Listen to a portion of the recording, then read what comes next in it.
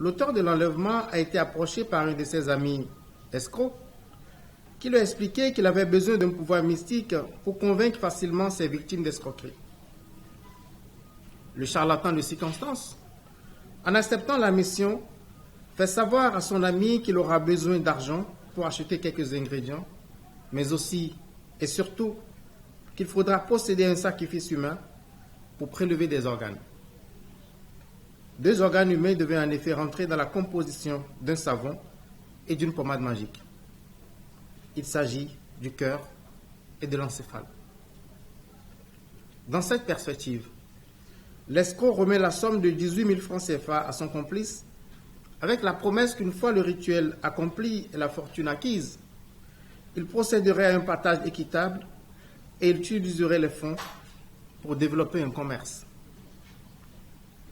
Les objectifs définis, les achats effectués, restaient maintenant à résoudre l'équation des organes humains. Dans un premier temps, les 2 complices ont retenu d'inviter une prostituée à passer la nuit au domicile du charlatan, puis d'en profiter pour la tuer et prélever les organes. À 3 reprises, ils échoueront dans cette tentative.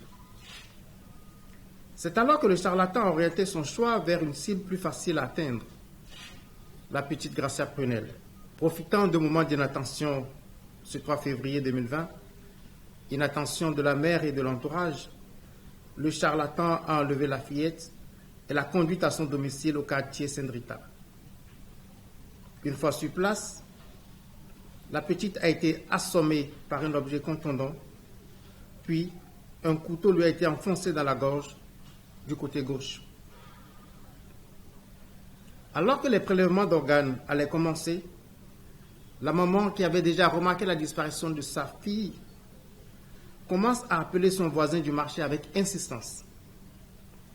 Ce dernier finit par décrocher l'appel. Il nie tout de suite avoir enlevé la fillette bien avant qu'on l'interroge sur ce point.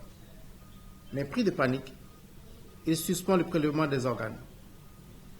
Le corps sans vie de Prunelle sera précipitamment emballé dans un sachet plastique et jeté dans un bas-fond non loin du lieu du crime. Le couteau et les sandalettes de la fillette sont jetés dans les toilettes.